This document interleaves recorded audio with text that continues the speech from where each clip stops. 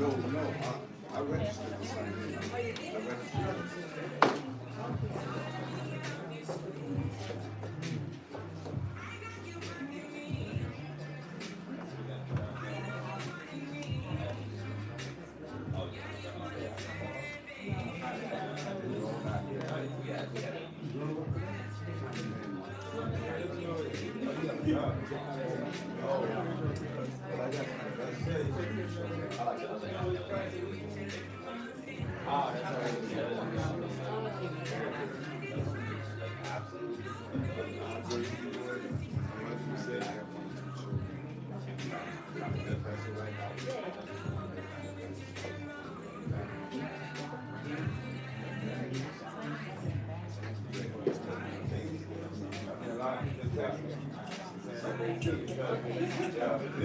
They run late to the state farm.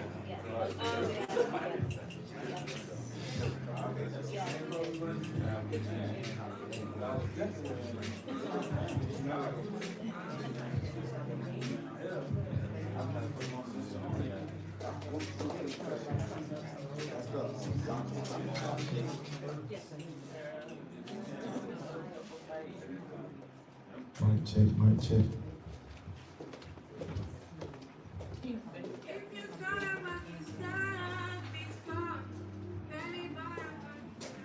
How y'all doing? How y'all doing? All right, evening. Good evening, good evening. We're gonna give it a few more minutes. We get a lot of texts, people on the way in traffic. But how y'all doing? We can just have a conversation.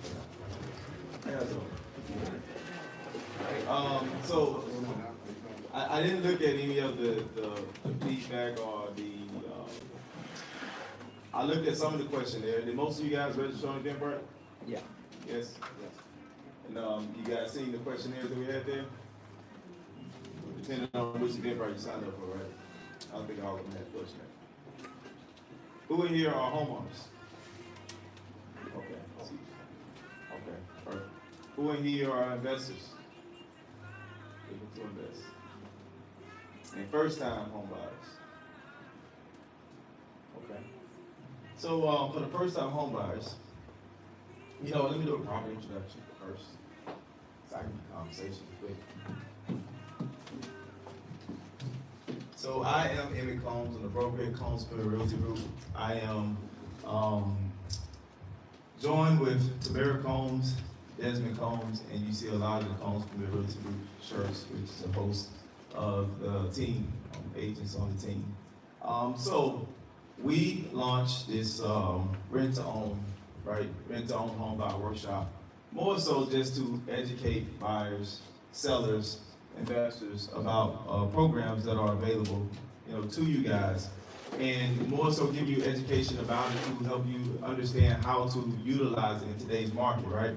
There's a lot of challenges in today's market, which some challenges keep people from, joining the home ownership, process. Some challenges keep sellers from getting into the seller's market, right?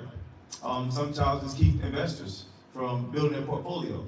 So what we wanted to do is just break down, for one, the different challenges, help with the shift of the mindset when it comes to looking at different opportunities in the market, right? And then learning how to leverage and utilize the different options, vehicles, and programs that are out there to help you during your course. Everybody has a journey, and every program is an actual vehicle. All right, understanding how to leverage and utilize those vehicles can help really transform your process and your journey to home ownership, or if you're looking to, utilize what equity you have in your home currently, right, to be able to continue to expand your portfolio. It's a great time. It's a great time to do so. Contrary to what people are saying, contrary to what the interest may be looking like, it's always opportunity in every market, right? There's millionaires made in every shifting market. Just understanding how to analyze the market and where you best fit. All right, so me being a broker, I started in, I think, I bought my first house when I was 24. It was scary, right? Bought the house, and at the closing table, I'll never forget this. At the closing table, I remember my agent, who represented me, they went and gave the seller a bottle of champagne and took pictures with them, and they already had an agent. It just blew my mind. Like, what just happened? During this process. And I never forget that. I never forget that. I was 24, closed my home. I was excited. Of course, I talked to my parents on the way to the closing table. I'm going to close, and yeah, we're going to celebrate. Who's ready for that? Who's ready for that exciting journey? Everybody's ready. They like, nah. It wasn't a normal. It is a lot of work. It is a lot of work. But you know what? I wouldn't take that experience back for anything, right? Because I learned a lot during the process. And one thing I learned during the process, it matters who you have representing you, that's for sure.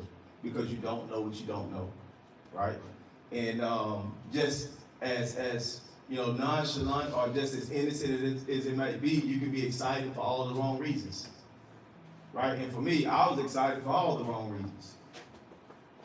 And they was excited for all the right reasons. And it just blew my mind. It blew my mind that I can hire somebody to represent me and they do the complete opposite. But I made the best out of that situation because see, right now, as it stands today, we bought many properties since then. And every time we buy a property, it gets better and better and better. Of course, you run into challenging situations, doing some of them, but it gets better and better and better and better. It gets easier and easier. And today I close on, well, I should talk about it. But yeah, it gets better and better and easier and easier. But you can really learn how to leverage things that you create. But that first property, it really created everything that we're doing today. Because it stands as a foundation, right? It stands as a foundation in our portfolio. For one, for my credit, and I'm gonna talk about that. Who has credit challenges? Anybody? So everybody got good. So everybody got good credit. So everybody here got 800s. Okay. All right.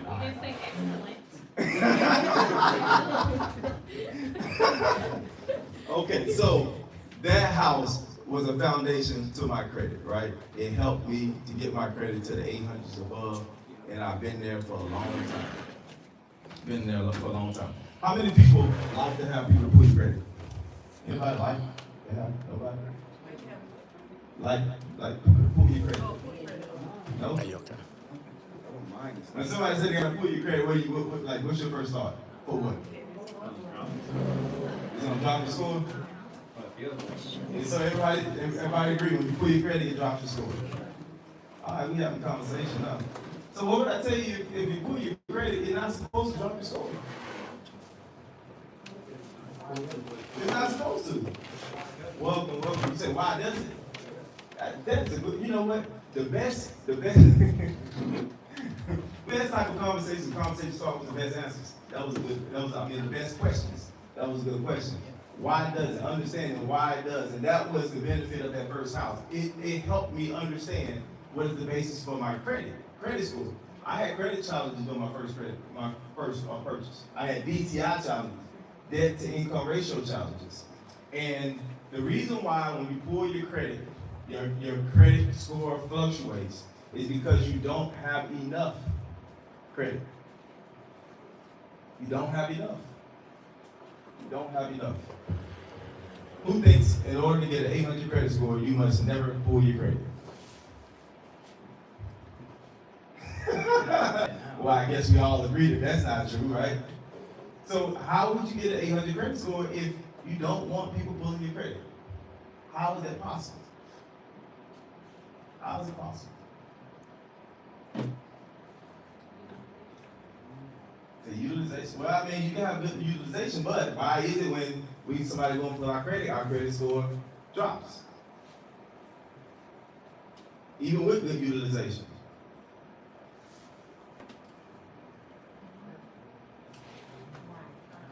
It's like, why?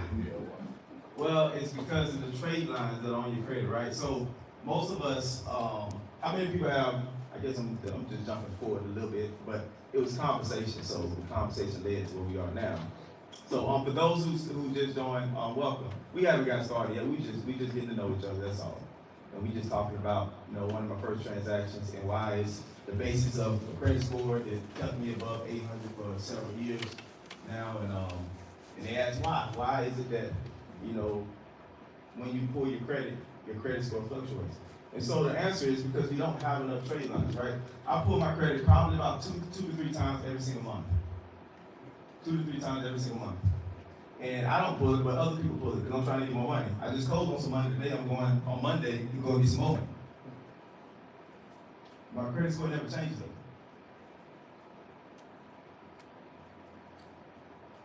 It's because I understand what is on my credit and what placement it has to my credit score. Right? That first house I bought is one of the strongest credit lines I have because it was, what, 10, 12, 13 years ago? I think I'm right, 14 years ago? So that is the basis of my credit. Now, if I ever go and sell that property, y'all gotta follow me now because you're gonna be in this situation one day, right? And you're gonna be looking at your equity. Equity is the difference between what the market says your house is worth and what you owe the bank, right? So if the market says your house is worth 500, you only owe the bank 200, how much equity do we have? Y'all on point. So you're gonna be looking at $300, that $300,000 in equity, and you're like, man, there's some things I want to do with it right now. The Hawaii trip looks closer than it did before. You know what? I've been seeing these car dealerships everywhere lately. It's just been popping up. You know, and I've been having trouble with mine. They charge me more for the service and gas than the car is worth. You know, all these things start coming to our mind because we see it's $300,000 in equity, and we start thinking about all the things that we can do with it, right? And what does that do? That drives us to want to utilize it. So that drives us to the seller's market. Like, you know what? I don't even need all this house. I don't even go over there no way. It got 4 bedrooms. I only use 2. You know, I can downsize right about now. You know, because cleaning these empty rooms ain't fun. And so now you start thinking about downsizing, accessing $300,000 in equity. You start looking at the housing market. Okay, what can I get for a 2-bedroom or 3-bedroom? Like, let me get something smaller so I can utilize it. And so what we don't realize is that all the decisions that we're starting to make is going to affect everything we do from that point on. Because what most people don't realize is that even though you see that equity, you can't use it. That's no fun. What you mean? I got money that I can't use. Well, there's ways you can go about using it. Just like today I tapped into, you know, a good portion of equity. A good portion. But I didn't reset my trade lines on my credit in doing so. Right? It's very important. It's very important to keep the trade lines intact. So therefore you continue to build your credit. How many people here walking around with debit cards in their wallets? You walked in with a debit card right now. You know the PIN by heart and everything, right? Direct access. And let me ask you, so you know we started out the conversation by saying the best conversations or the conversation start with the best questions, right? So I'm gonna ask you this. Why do you have that debit card? Access. You want some money right now. Okay, right now. Anybody else? Access to money right now. Who else? You don't use the debit card? Okay. He owns something. I don't use that. No debits? Okay. But I have a question regarding the trade lines. You said that you should increase your trade lines in order to increase your credit score. Absolutely. What are some examples of some trade lines that you can get? Because a lot of people don't know what trade lines are. Trade lines are credit reporting, credit lines like they go on your credit. So such as, you know, a house note, a mortgage is a trade line. A credit card is a trade line. A line of credit, a car note, trade line. You know, but a car note, you know, what you really want, the true trade lines you want revolving. You don't want installments, because installment has a deadline date, and the deadline date ends, that trade line stops. It does you no more. It doesn't do you any good moving forward. Right? So car notes is not a real effective trade line. It's an installment debt. It will help build your credit, but it's only temporary. Right?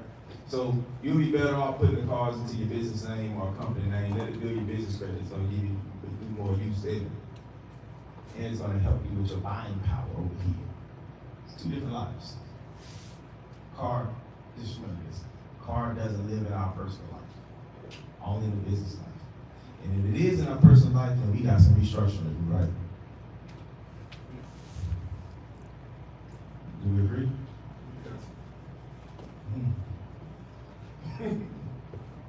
All right, so we're gonna get going, and I come back to this. So let me finish that. You said why do you have the debit card in your wallet or whatnot? All right, so let me finish this and then we'll get started with the program. So, all right, what benefit do you have for having quick access to your money? Because I just talked about having $300,000 in equity in that scenario, right, for the house, but I can't access it. But that equity is benefiting me in a lot of different ways. So, what benefit is it for us having quick access to our bank account?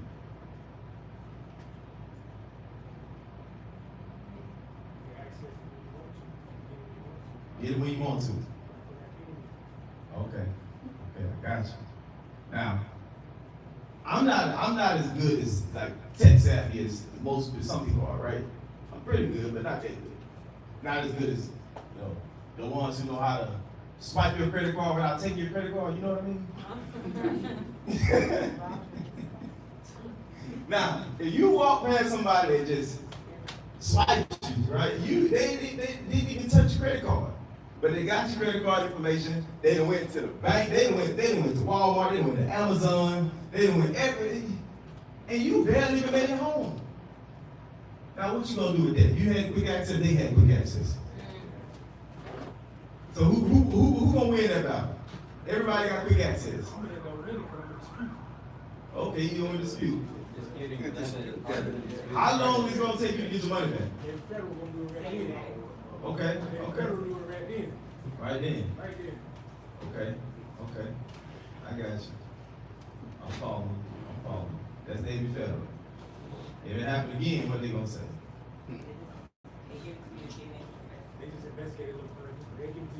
Then it happens again, then what they gonna say?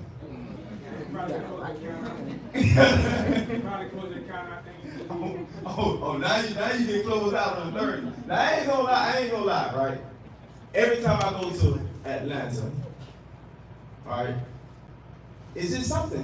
I'm not saying that like they do fraudulent stuff on a regular basis, but every time I go to Atlanta, I get swiped. And that ain't the only place though. Every time I go to Miami,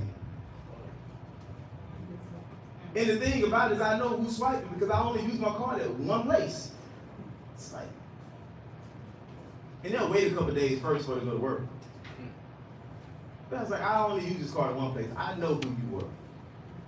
Mm-hmm. I do this for a living. I'm in cybersecurity for financials. And the technology used to be able to capture credit card information or any magnetic stripe information has gotten so much better that I no longer have to be that close to you. I could do it from right here. From right there, see? And that's the reason why you shouldn't even be carrying around your debit cards at all. At all. Because you know what? I only carry around American Express, and I freely carry those around. I might even leave my wallet somewhere. And I left my wallet. Did y'all see my wallet? Because you know, if anything come up missing my wallet, I mean, I don't even have to make a phone call.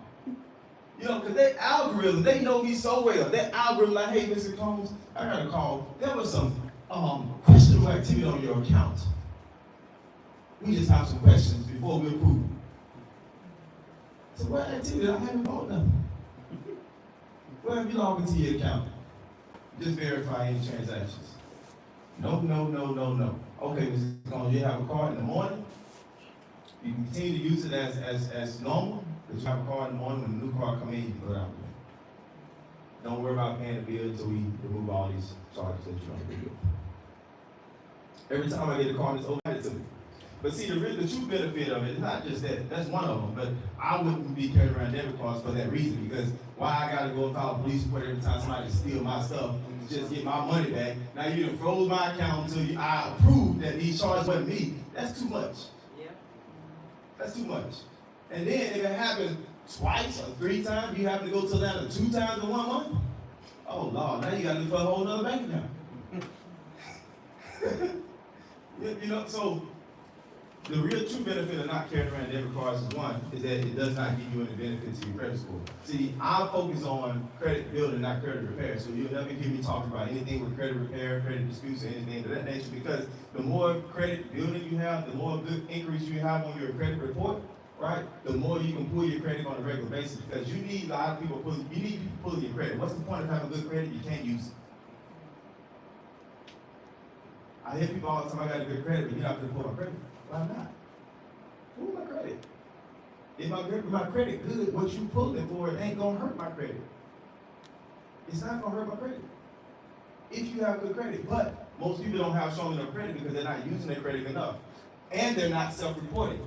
Self-reporting is everybody drove here, right? Did everybody have to put gas in their car? Mm-hmm. Yes?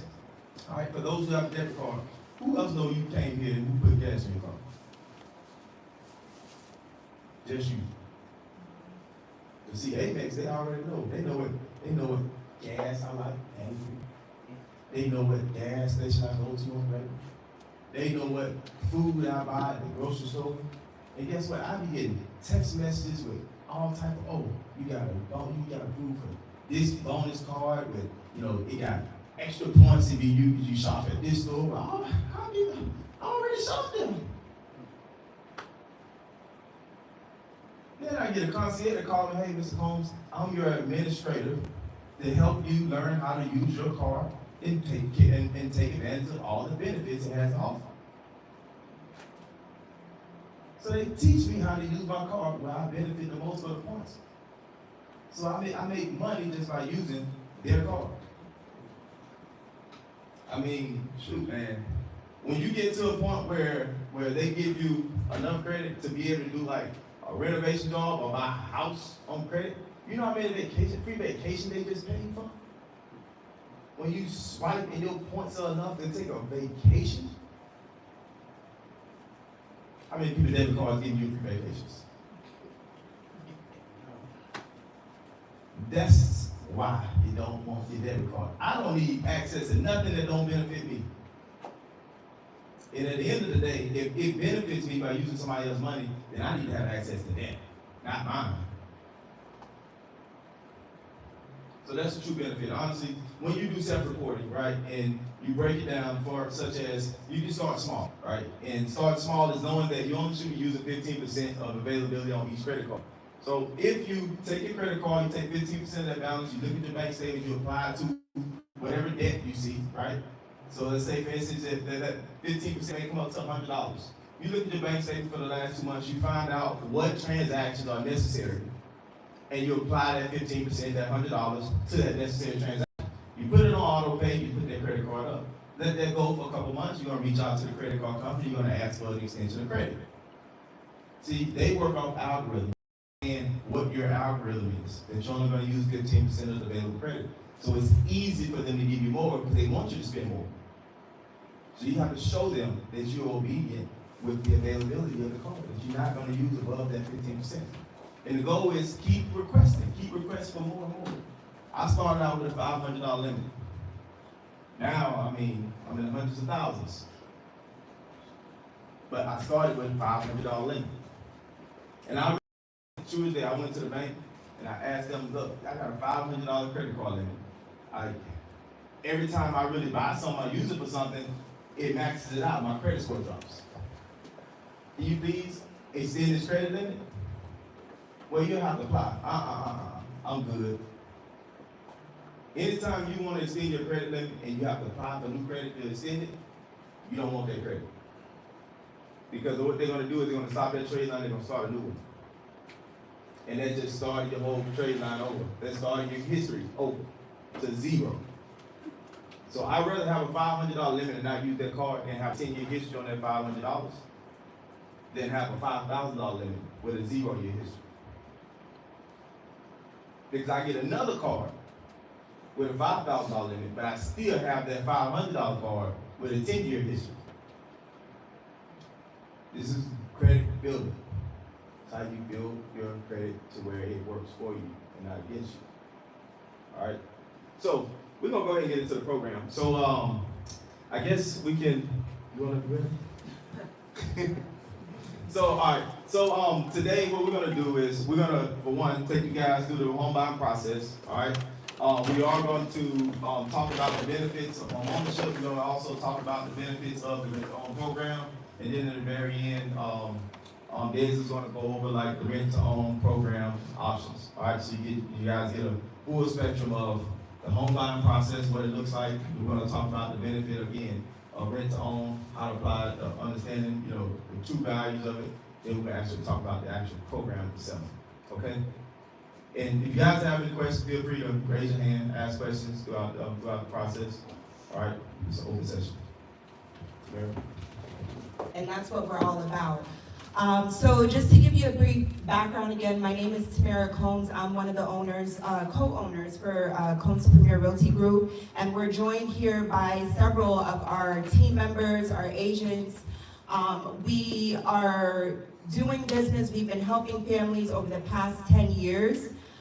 Throughout the entire state of Florida, right? So some of the areas that we cover, because I know people are coming in from all over, we cover Central Florida, Orlando, we're down in Tampa, we have an office in Tampa. We're also down in South Florida, Miami as well. We expand out to Tallahassee, Jacksonville, so we basically cover the entire state of Florida. And our goal at the end of the day is to, number one, to educate you all as the home buyers and future home buyers, to provide the options and of course to deliver results and see you with the keys at the end of your closing, right? So I believe one young lady had mentioned here that her process, it wasn't that smooth, right? So I don't know what your situation was, but even for us, when we were going through our home buying processes, even myself in my early 20s as well, there were a lot of things that I had experienced that I said, okay, when I'm in the position to give back, I just want to make sure that individuals that are going through the process, they don't experience this that I experienced. So the one thing is lack of education and the lack of knowledge to get to the closing table, and that's the biggest thing that we want to emphasize with you all. What I'm going to do right now is take you all through what I like to do is simplify everything. I don't like to overcomplicate anything because this process can be a very tedious process and it can be a stressful process as well, right? But essentially, whenever you're purchasing a home, I like to look at it as an 8-step process, right? So the first thing, and I believe that there are some homeowners in here and then there are individuals that are looking to purchase or go through the rent-to-own program, right? So I'm gonna take about 5 to 10 minutes just to talk about the process. So it's an 8-step process, right? The first thing is gonna be to meet with your real estate professional, right? One of the important things that allows your home buying journey to be something that's memorable and something that can last in regards to who you select as your realtor, the selection process of the realtor is very important.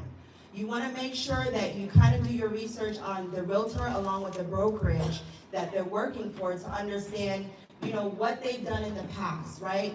What their brokerage is doing as well in order to help with the process, okay? So that's the key thing. Meeting with the real estate professional, selecting that individual, and then deciding to move forward with that individual. Now, 9 times out of 10, when you speak with a real estate agent or professional, they'll also be able to give you insight in regards to the vendors, who you need to be working with in order to assist you with the process. Okay, so you're gonna have lenders that you're gonna be working with. That's very important. You might have to have credit repair individuals if your credit is not up to par or where you would like to be.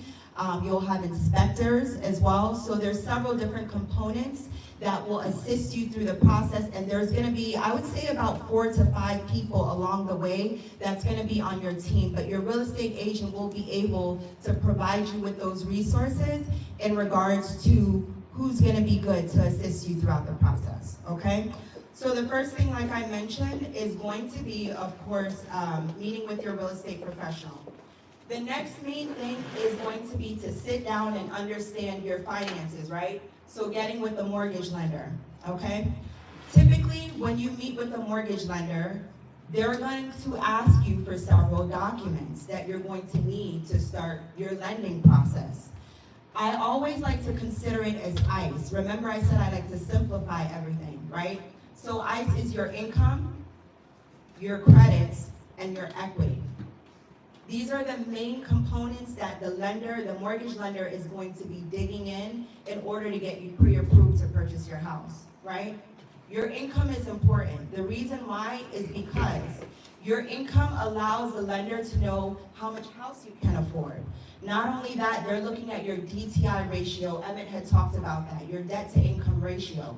That's also another major component of you purchasing a house. Okay, so these are all things that they're going to be looking at. They're going to be asking you for your bank statements.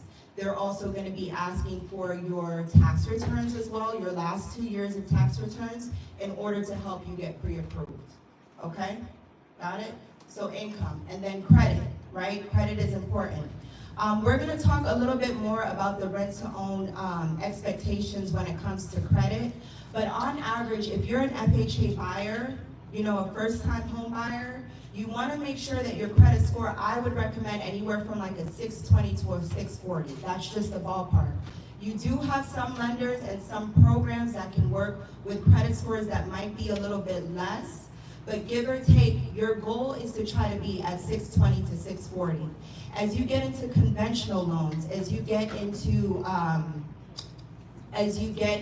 investment loans, as you get into your VA loans, the credit requirements are a little bit different. So it just is contingent on you as the buyer, whether you're a first-time home buyer or what type of buyer you are in the market when it comes to your credit and what's going to be needed, okay? I also talked about equity. That's the third part that the mortgage lender is going to be looking at. How much money you have to purchase, to put down towards your home, right? So typically, on average, rule of thumb, if you're looking to purchase as a first-time home buyer, right? On average, I want to say you need to have about 5 to 6% to put down on your home. That's just the standard. What that covers is your closing costs, which on average can range about 3%. And then typically, for your actual down payment, it's going to be about 3 to 3.5%, 3.5% to be exact. So again, just say that you're looking at a home for $350,000, multiply that by 6%, and that can give you a ballpark in your head as far as how much you need to have towards your home purchase. As we mentioned before, we do have programs. We're going to talk a little bit more about the rent-to-own program, which is why everyone is here, in order to get you prepared and how you can bring less money towards building that future, and then also allowing you to go ahead and save up the funds if you're not ready to purchase right away. Okay? Got it? All right, so once you're done and you've gotten pre-approved, the next step, of course, is going to be to search for your home. Geography is going to be important. I know for some individuals, right, people might be tied to work. Schools might be important if you guys have kids as well. So those are some key components that you'll want to speak to your realtor about in regards to assisting you with the process to start looking for the homes and looking for what matches your criteria in regards to your dream home, what you're looking to purchase, okay? Now, once you found the home, your realtor takes you out, you guys start going out into the market, you start looking at homes. The next step, of course, your realtor will work with you in regards to submitting contracts to the listing agent. We do work directly with the agents in regards to submitting the contracts. We'll let you know, we'll educate you along the way as far as what's expected from you during the contract. We'll also identify, where we should come in at the offer price just based on what's going on in the market and what's going on with that specific home that you're looking for. So again, this is all information that your real estate advisor will assist you with, okay? Now, once you've gone through the negotiation and contract aspect and your offer has been accepted, the next step, of course, is going to be to submit an escrow deposit, right? An escrow deposit is typically about, I would say for every it's 1%, right? So every $100,000 of home, it's $1,000. Now, what this does is it's your deposit towards your home, and then it goes towards your closing once you close. So it's not money that you're losing, but it's your good faith estimate to say that you're a serious buyer for your home, okay? There's 2 additional out-of-pocket expenses that I didn't mention in the 6%, but it's going to be required whenever you're purchasing a home. It's gonna be for your inspections, which is normally $400 to $500, give or take, and then you have your appraisal. And you as a buyer have to pay for your appraisal as well. So I normally like to say save up anywhere from additional like $1,000 to $1,200 in regards to those items. Now, the reason why you want to have an appraisal and an inspection done. An inspection is done for you as a buyer, right? So you want to know what you're purchasing. You want to know the ins and outs, what's going on with the house. When an inspector comes in and inspects the home, they look at 4 main components, okay? They look at the AC, they look at the plumbing, they look at electrical, and my mind just went blank. Plumbing, electrical, AC. Roof? And roof. That's the most important part. I had a long day too. So they also look at the roof, right? So for you as a buyer, this is important because you want to know what you're purchasing as a buyer. You want to know if your roof is 20, 30 years old, if the roof needs to get redone. You need to know if the AC is in good working condition, right? So this is why these are important, because you want to understand what you're getting into and what you're purchasing, especially if it's a resale home, okay? So the inspection part is important, and then the appraisal part is important. Now, with the appraisal is typically ordered by your lender, your mortgage lender. They'll reach out to you, they'll say, hey buyer, we need to go ahead and order your appraisal. What your appraisal does for you as a buyer is that it ensures that the value of the home that you're purchasing is the value of the home that you're purchasing, right? So say for instance, if you get an appraisal done, your house is under contract at $350,000, right? With the appraisal, in most cases, your appraisal should come back at value, right? Now, if for any reason your appraisal comes back under value, then that's where your realtor will go back and renegotiate with the listing agent to make sure that you guys still stay on track, and the seller will actually still sell the home at that sale price, right? So there's going to be some renegotiation that's going to be taking place. Now, if for any reason your appraisal comes back over $350,000, what does that mean? Say your house is appraised at $370,000. What does that mean? And you guys are under contract at $350,000. You have equity. Exactly. You have equity in your house. You have equity. So that's the importance of having the appraisal done, just to understand the value of the home that you're purchasing, and it also protects you as a buyer as well, because with the lender, they will not loan you the funds at an appraised value that's less than value, if that makes sense, okay? So as I mentioned, those are the 2 additional out-of-pocket expenses, okay? So once you're under contract, you go through inspections, you go through your appraisal process. The lender will be in contact with you. Typically, on average, I would say 30 to 45 days until you close from contract to close on your house. Okay? Any questions? I don't want to take too long. Any questions?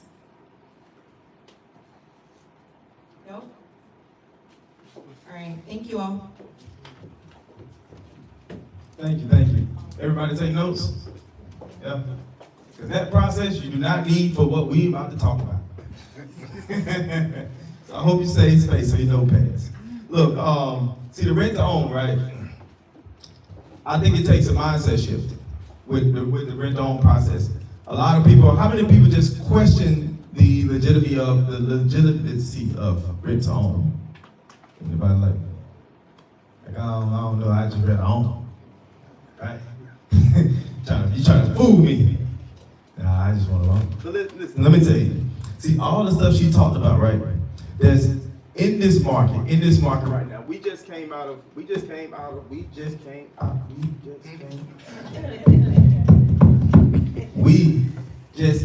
market where we did not have time. How many people bought a house over the last 3 years? 2 years, 3 years? Did you have time? You did? So you had inspection time, you had, okay. In most cases, most buyers didn't have time, right? Meaning that when we had got to the point where we didn't even go and view a house until our contracts was accepted. Because a lot of times you go to view a house, by the time you get back to make an offer, that house is already gone.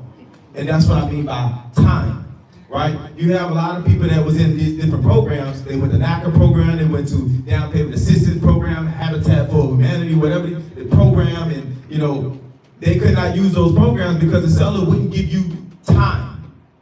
You need 45 days to close on some of those programs, some of them 60. But the seller said, I need you to close in 15, 20 days. Escrow period, one day. Inspection period, 7 days, 5 days, in most cases, 0. How many people ran into a situation where the seller didn't want you to inspect the home? That's what type of market we just came out of. I know you like, ain't no way. Ain't no way, right? So what we are going into, right? We're going into a position of opportunity of creating time, right? Time. How many people know how many down payment assistance or how many programs there are out here to help you purchase a home? If I said that there was thousands, you'd probably think I'm lying, right? So to say that you only know about one means that you haven't had time to explore all the other ones.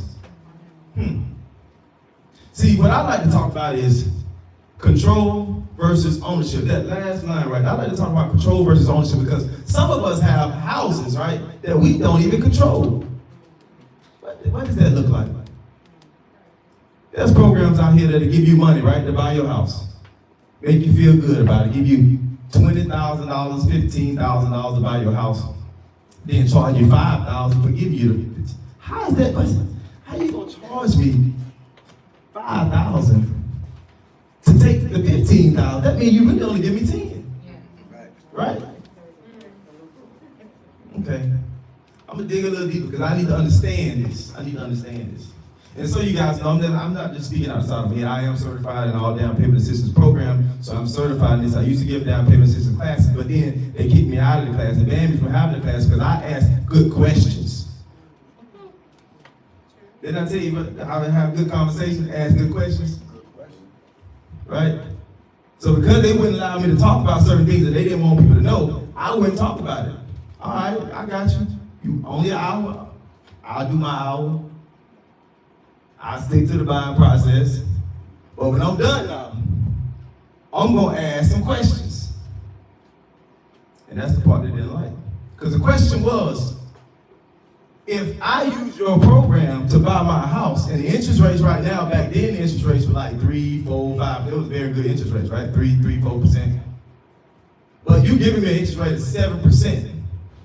I'm just asking, I just wanna know, what's the difference in the interest rate you're giving me on this supposedly free money?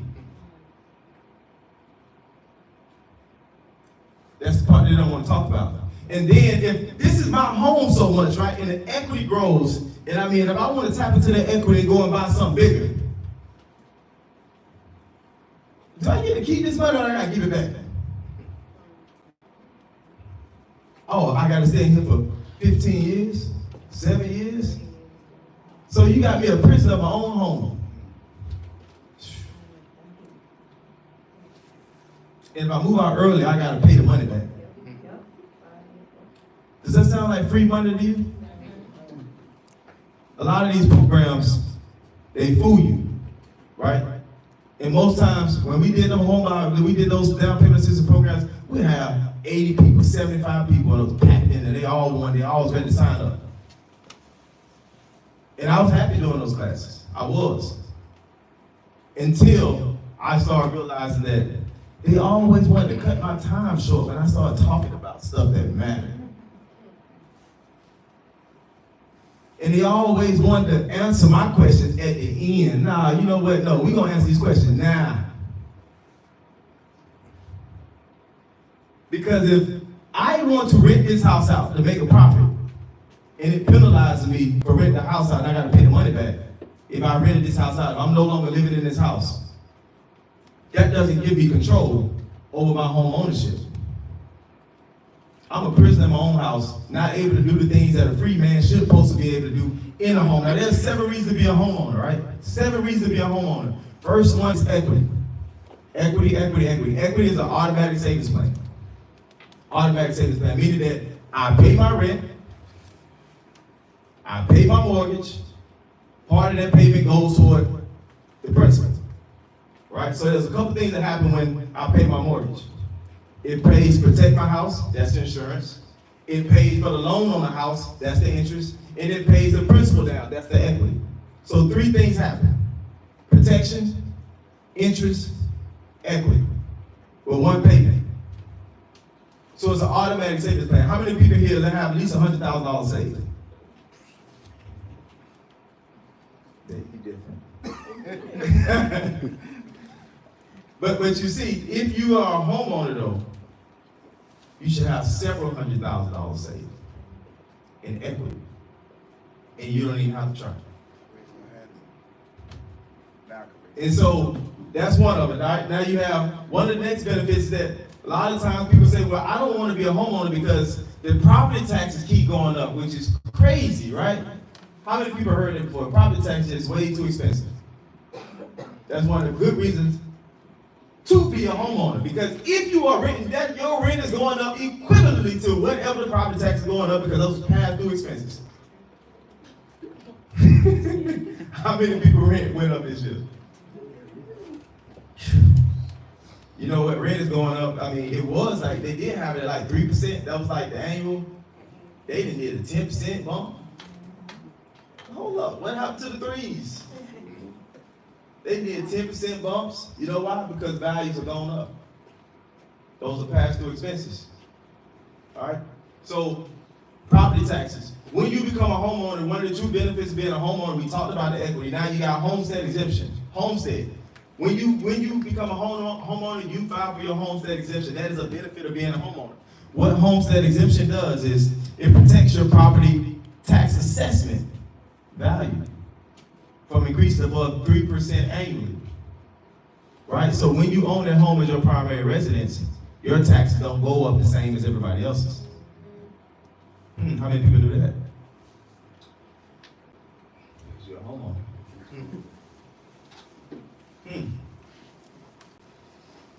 And outside of the property taxes protection, you save $25,000 per individual up to $50,000 on the property tax assessment with the homestead exemption filing. So if my house is worth $400,000, I'm only paying tax on $350,000. So extra savings. And outside of that, well, we just talked about that because it's a Save Our Home. So when you file for your homestead exemption, you qualify for the Save Our Homes Act, the Save Our Homes Act prevents your property tax assessments from increasing above 3% annually. All right. And then there's another whole host of protections, such as credit card protections and so many other protections of your homestead with the homestead exemption. Right. So you have the homestead exemption. Right. You have the property tax savings. You have the equity, which is your automatic savings plan. You have freedom. Freedom. Because you actually can use your home as an investment. Right? Predictability. You know that if values go up, then your property tax is only gonna go up by 3% annually because you have your homestead. So you can predict where your property, where your house living cost is gonna be at year over year. But that's also a sign that your savings account is growing. Right? Now, if it's two individuals living in a home, and let's say, for instance, you've been blessed for your equity to grow above $500,000. Or let's say up to $500,000. How many people think that that's realistic? I see only people that own houses raise their hand and say, everybody that's like, no, you ain't fooling me. No, but that's real though. That's real. That's real. Your equity can really grow. We have a couple of those who are at that mark and some beyond.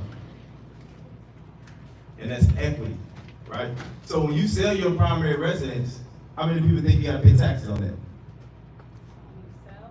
Mm-hmm. On all that money, all that extra equity. That's a big tax bill, ain't it? Capital gains tax? Yeah, you got capital gains tax, right? Capital gains tax is 20%. 20% that you don't have to pay because that's your primary residence. That's one of the benefits, up to $500,000, $250,000 per individual. So if you have two individuals living in a house, up to $500,000, you don't even have to pay capital gains tax on all that savings. Ain't that a beautiful thing? Say it again. We count the baby. I think we count the baby. Oh, do you count the baby? Well, I mean, I don't see why not. They said two. I don't know if it's specified as two adults. That's a good. You have to go to the property taxes website, the property appraisals website to clarify. But I think you're very well within those reasonable rights as two people, right? So you're looking at property tax savings of up to $500,000 so there's a lot of things you can do with that $500,000 and not have to pay taxes on, right? But if I lived in that house for 5 to 10 years and that's the equity I had in my home, would I want to sell that? For those who was here at our beginning of our conversation, would I want to sell that? Okay. What options do we have?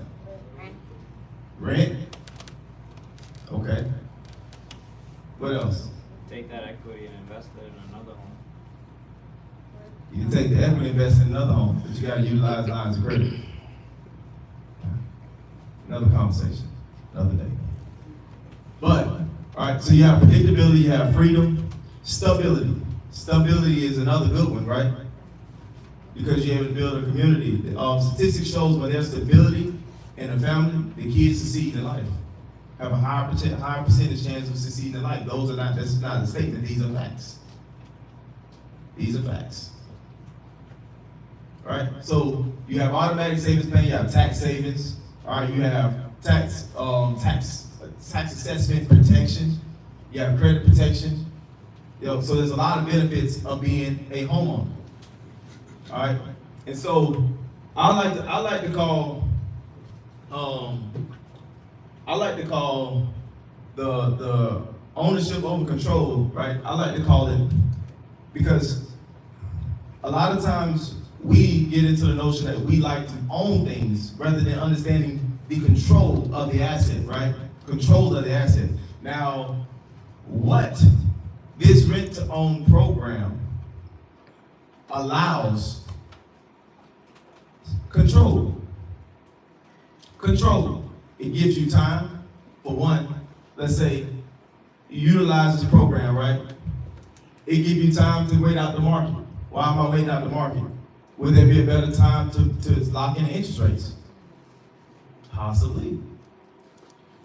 Will I have time to seek all the extra programs that can help me buy this house? Absolutely. Right, so we gotta understand ownership over control. And if I wanted to move out and rent this property out, could I? That's a good question. A lot of rent-to-own programs don't allow you to rent out the property. But the one we're gonna talk about today later does allow you to rent out the property. So it allows you to control. So I want to put you guys in the right mindset, right? Because control is very big for me. Control is very big for me. A lot of successful business owners utilize control in their business structure. And what I mean by that is, have anybody ever seen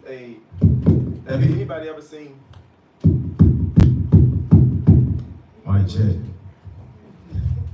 We gotta change the tone of my voice in order for it to work.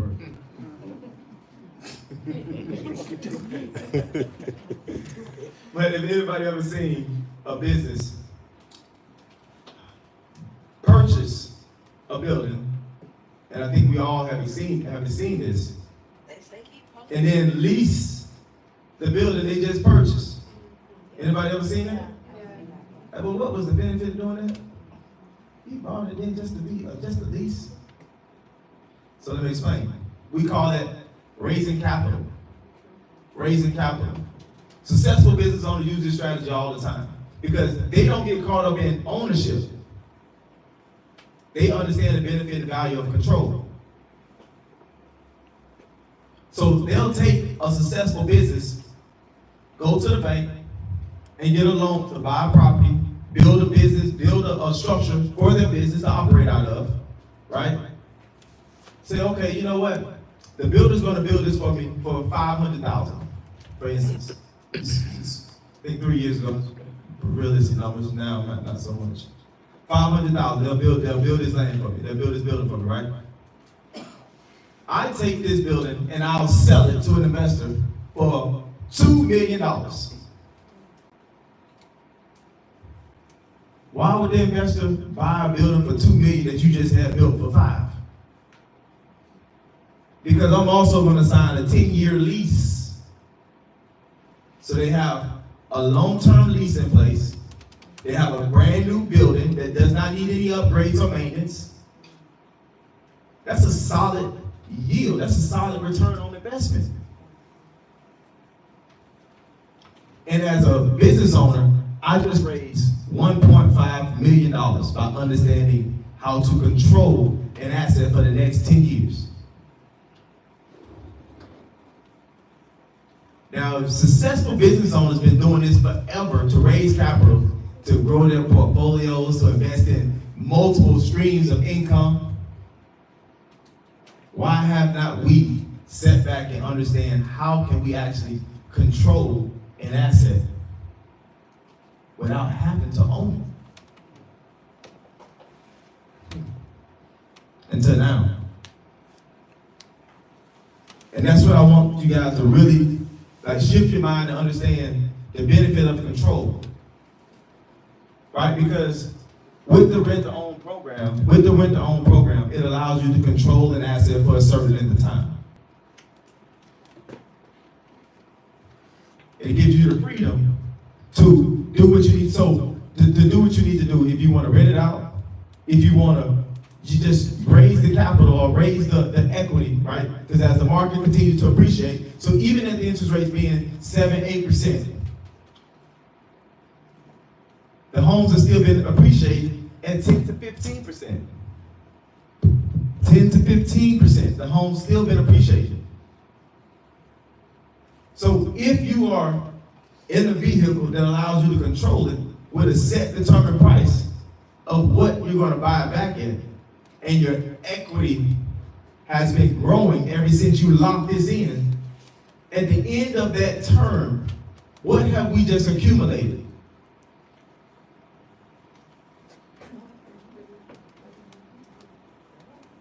Equity that we can use to even acquire the home that we've been renting.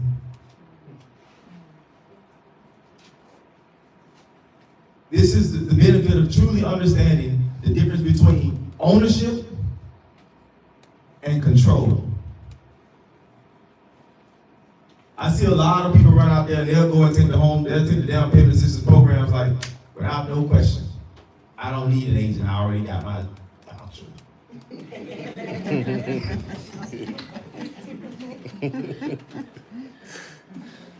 Not knowing they're going right into a trap. Because just think about this. If you go and take a down payment assistance program right now, you get locked into a 7, 8, 9, when the interest rate right now is 7%, your down payment assistance program interest rate gonna be 9%. You locked into a 9% interest rate for the next 7 years minimum. Minimum. So that means interest rates drop and you want to sell and get out or refinance, get into another interest rate, guess what you just had? You gotta pay all that money back. If that ain't a trick for a trick bag. So we've really seen some true benefits in the rent-to-own programs. And this is why we really start launching these classes, because for one, as long as we educated about how to utilize these programs, we have sellers right now, right, that are going through the program to acquire the next home. Because they came to me and said, I want to sell, I need more space. I said, how much equity you got? $300,000, $400,000. I said, whoa, whoa, whoa, whoa, whoa. This is what I suggest you do. Come to a workshop, understand what this vehicle and program has to offer you. Rent your house out. Make cash flow. Utilize this vehicle as your new home. Now, after your term, you have a couple options. You can go ahead and move forward with the purchase because you already have it set. Or you can sell your position and walk away with the equity. See, there's a lot of benefits to understand the power of knowledge. And so instead of them selling their house and now trying to go and buy another house in the market where the interest rates are not just highly, it's just not favorable. They can keep that low interest rate they have in their house, keep the equity. And if they need to utilize some of the equity to even get into this house, because it is a low entry fee, they can do a loan, they can do a line of credit. Keep their credit score strong with that trade line, access some of the equity through the line of credit, and utilize it as they need. Now I did one consultation with a client the other night, and this was his exact scenario. I bought 5 acres of land. I have a house that I only owe like $75,000 on it. The house is worth $450,000. I want to sell it so I can go ahead and buy my next house, but I don't want to be displaced while I'm building this next house. And I also got a construction loan. I got a construction loan on this property when I bought it, and I didn't realize that the construction loan expires at the end of the year, and I never built a house on it. So I got to pay this loan back for this 5 acres. I don't know what to do. I said, oh, that's perfect. I know what to do. You can do one of two things. You can take a line of credit out, pay the lot off, pay the land off. Pay the land off with the line of credit. Rent out your house. Let the cash flow for the rent pay the line of credit and pay for that house. You go move into one of these new construction homes in a rent-to-own program. Then you go get a construction loan on your land because now it's paid off, and you build your next house. You won't be displaced. You got 3 years to build your next house. Why are you in this program? He said, hold on 1 second. Call his son and his wife and put me on 3-way. He said, say that one more time. I said, man, listen, man, y'all gotta come to the workshop. I'm not gonna repeat it. He said, this is what I've been looking for. He said, this is what I've been looking for.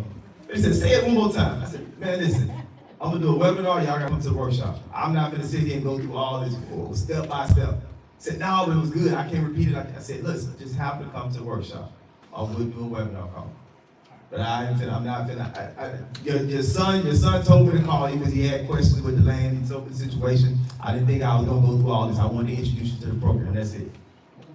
So this is how powerful the program is when you truly understand how to utilize it, right? When you truly understand how to utilize it. So there's a big shift that has to take place, that we shouldn't put so much value on ownership if we don't have the control.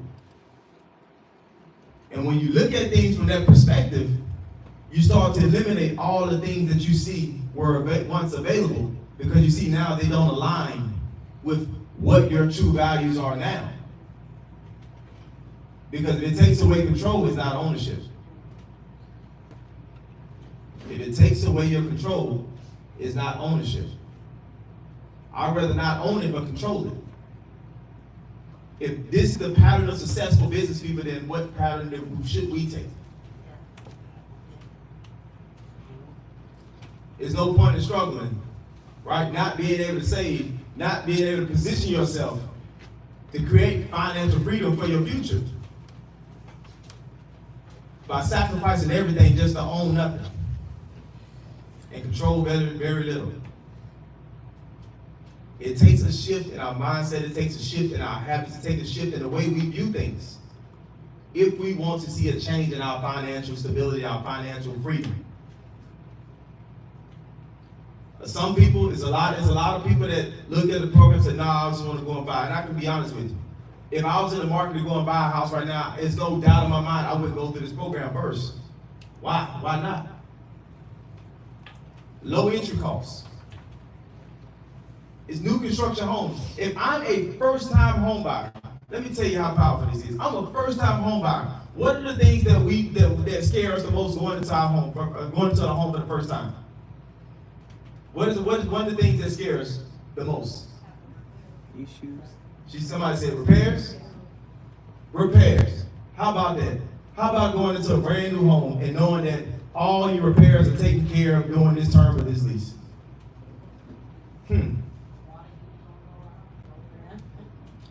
If you're living in this house and there's issues with water, window damages, or window what do you call them? Improperly installed windows, and it happens, right? We just closed on a brand new construction home. I think the house was what, $750,000, $800,000, and right after the storm, it was like a week before the closing. Right after the storm, I went in with a water meter, checking all the windows and walls, checking all the windows and exterior walls, because this is what we do. I know what to expect with new construction. You don't think that a new construction house is going to be perfect. It never is. Went in there, checked the windows, found not only the wall at the bottom of the window wet, but also the carpet wet. So they had an improperly installed window in a brand new construction home. The buyer was about to move in. It was moving in from out of state. They're about to move in. You think the builder's going to go back and check after it rains to see if all the windows are installed properly? Most times, people living in houses right now and haven't even checked, and they have mold building up in their house right now. Because water is getting into the windows, it's going into the block, and it's building up. And without a moisture reader, you won't even know it's moisture behind your walls until it's too late. These are brand new construction homes. That's why you see the big lawsuits with new construction builders. Because by the time people find out their house is mold infested, the bill is far beyond anything they can imagine. Can you imagine having a brand new home? You got to tear out your whole kitchen, tear out all the cabinets, the wall, pull up the floor. That would probably unhome me. That's the word now. He said unalive me. That would unalive me, right? That would kill me. It would kill a lot of people financially. You got to tear your home apart. But this gives you an opportunity. This is like a warranty, right? A full home warranty. Anything you see, you call for them to come and fix before you purchase. How about that? And it ain't even your bill. Some powerful stuff, right?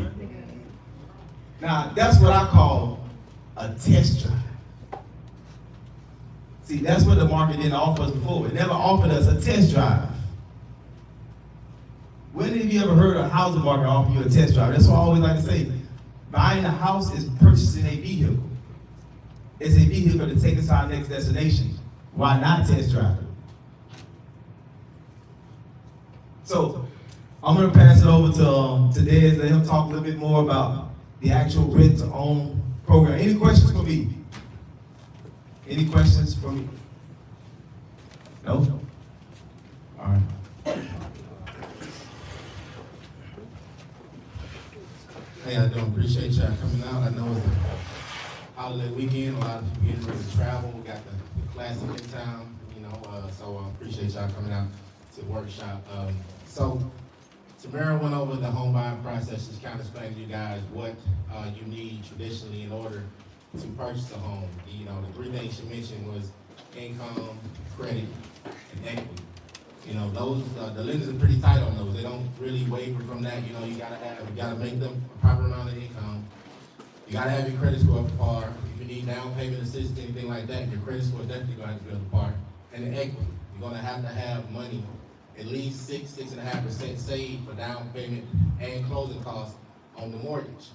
And so a lot of people, when they're getting ready to purchase a property, most times you see the Instagram reels or whatever, they tell you can get into this house with 2.5 or 3% down or whatever, but they're not telling you about the closing cost part. And so when you calculate it, you may say, okay, it's only gonna cost me $6,000, to get into this house. But in actuality, when the lender gives you those numbers, he's showing you exactly what you're gonna need as far as down payment and your closing costs, and it ends up being twice as much as what you thought. So a lot of people end up not being homeowners because of the fact that what they thought they was getting in a home for, that they can't get in the home because they don't have enough money saved. As far as your time on your job, you gotta have at least 2 years. The lender wants to see that you've been consistently at work, making sure that you have a steady source of income so you can pay the mortgage, right? That's only right. They're gonna lend you this money. They gotta make sure that you've been working and you're consistently at work so they know that you're not gonna default.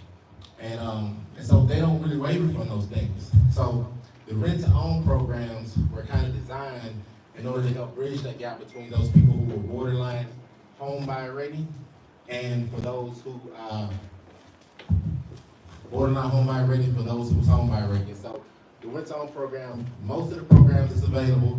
I'll go over 5 of them with you guys, and then one of them is the one we're gonna talk about at the end. But there are 4 other major rent-to-own programs that are here available in Central Florida, South Florida, Tampa, Jacksonville, pretty much any of the major cities here in Florida.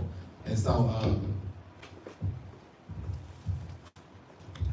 one of them is Divvy. Divvy Homes is probably one of the most marketed rent-to-own programs that you guys probably will see. If you haven't heard of Divvy in the last couple of years or so, you probably just wasn't paying attention, but they were marketing heavily.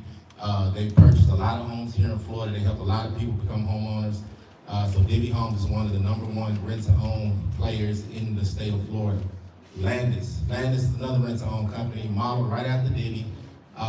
Same process, they'll buy your home in cash and whatnot. So it's similar profile as Divvy, similar model with Divvy. So both of these programs require you to put 2% down. They require you to have at least 3 months on the job.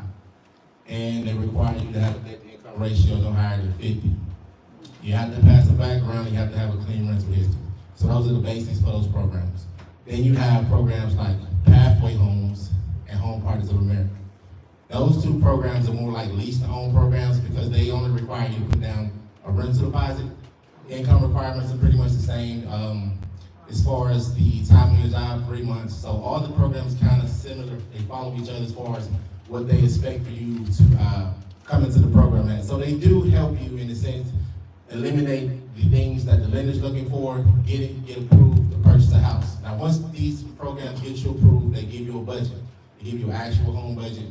And majority of these programs will, Landis and Home Partners of America, they will purchase homes from the MLS.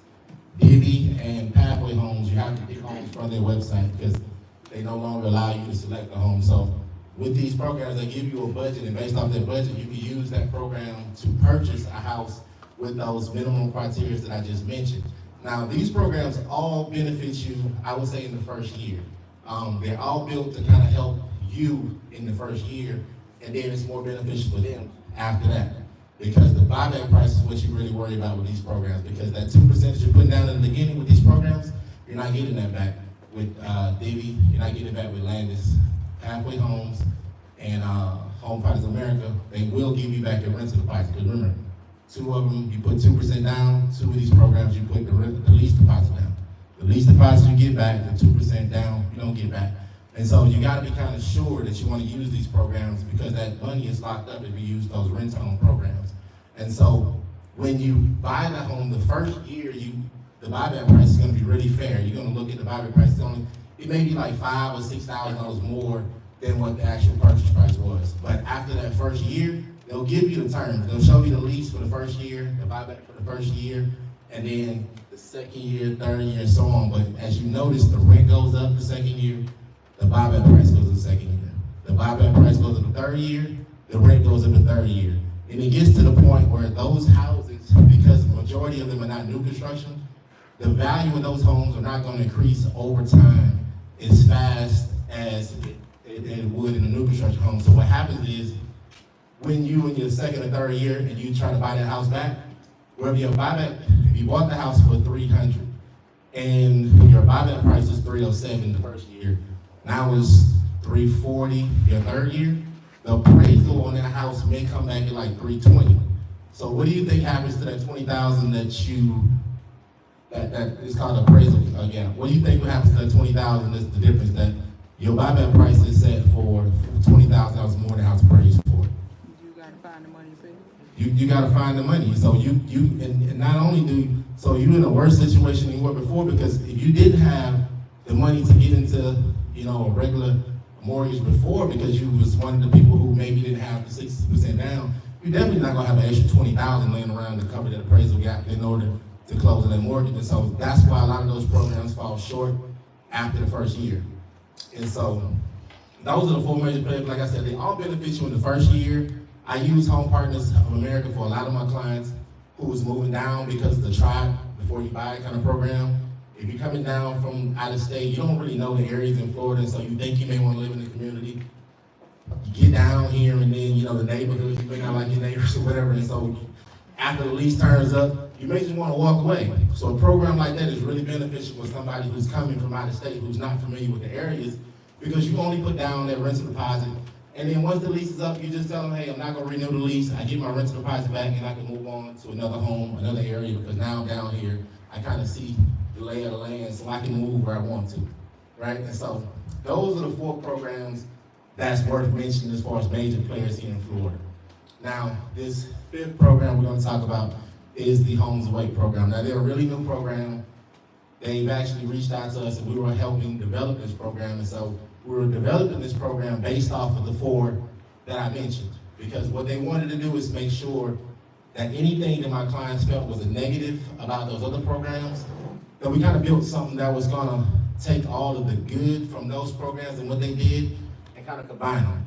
And so they only focus on new construction homes right now. And so that's the best thing I like about it, because like Emmett said, that when you have a new construction home, it's not a lot that you have to do. It's kind of a maintenance-free situation. So let's go over the basics to get into the Homes Away program. It's sort of similar to the other ones we talked about itself. For the credit criteria for majority of these programs are going to be 600.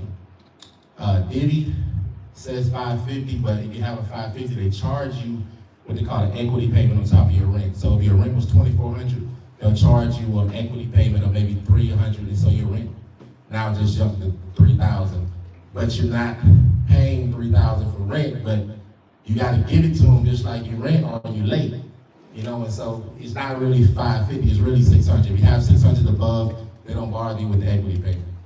So this program, Homes Away program, only requires you to have a 550 credit score, work employment for just three months, and you can have a DCI of 50, no more than 50%.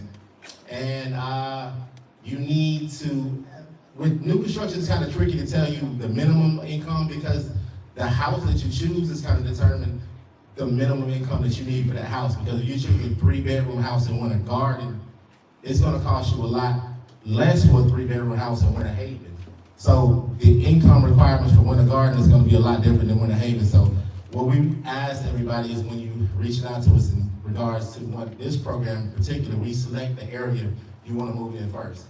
And therefore, when we get your documents, we can let you know, hey, based off of your income, you may not qualify for the minimum purchase in this area. A lot of you may need a 4-bedroom or 5-bedroom, depending on the family size. So picking the house in this program is gonna be the most important thing. They only focus on new construction, and so right now, the investors partnered with Lennar, and so Lennar Homes builds all of the homes that he currently has in inventory. Now, because of the new program, they're constantly changing things because there are talks about them getting involved with other builders, possibly purchasing other inventory that's not just Lennar related, but as of right now, this program is strictly gonna be Lennar Homes based around the Central Florida area.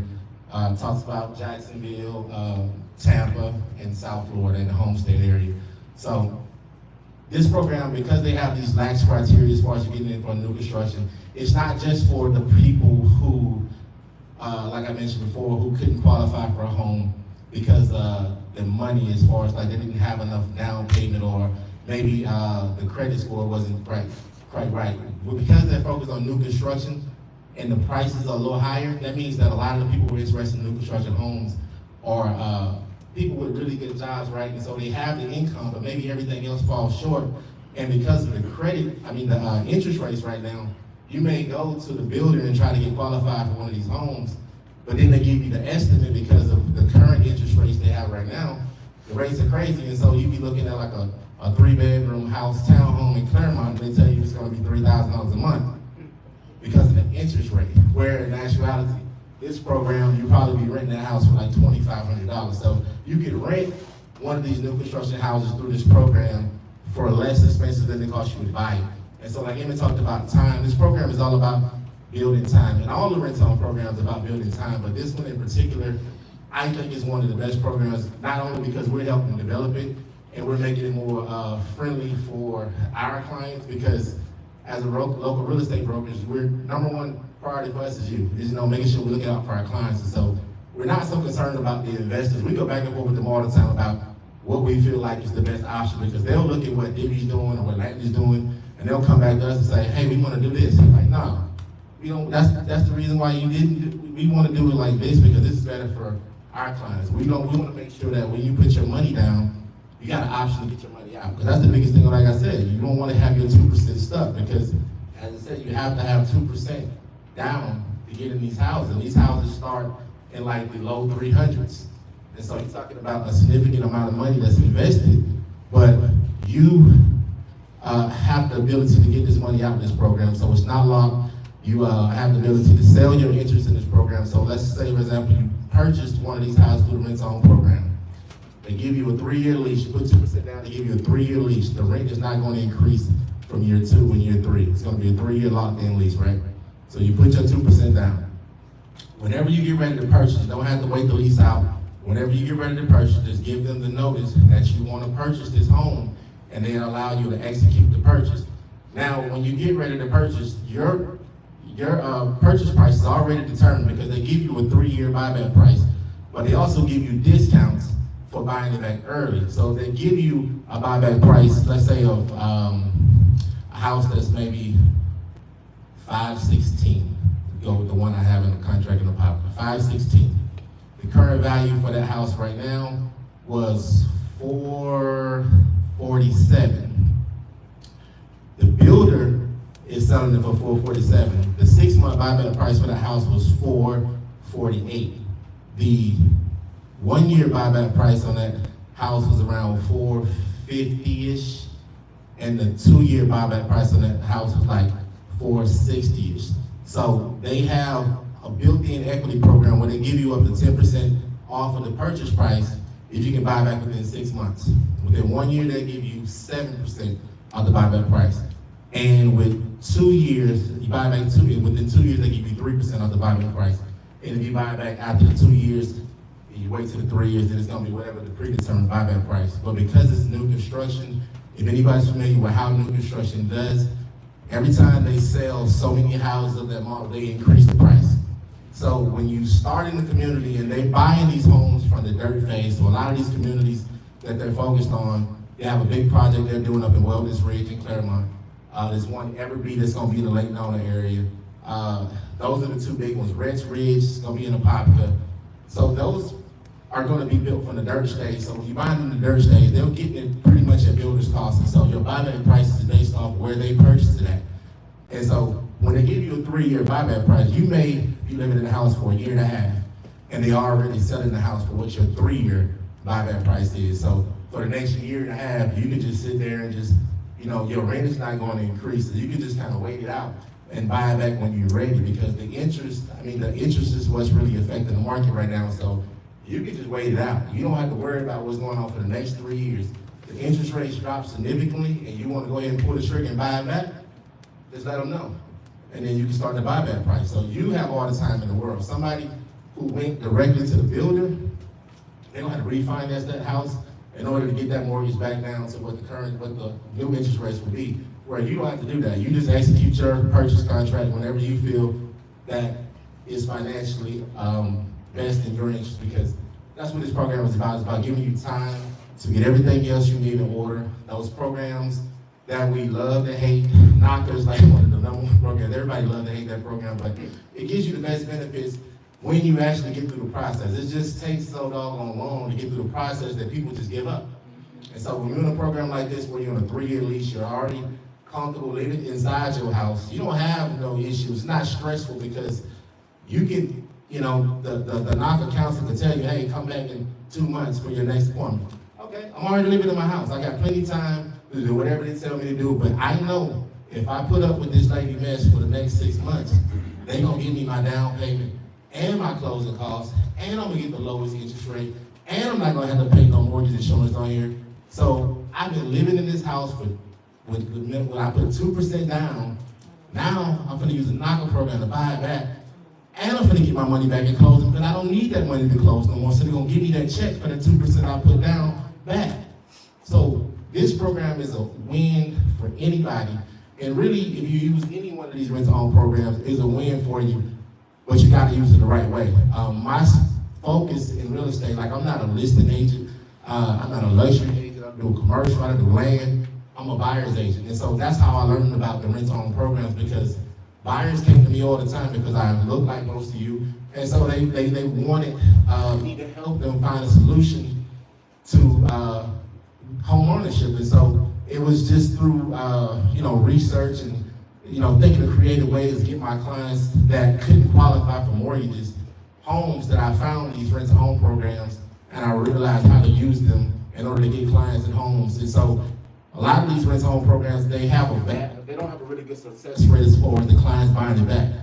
Not my clients, because we don't just leave you once you get into the home. We don't just, okay, we get our commission check, that's it, we walk away. No.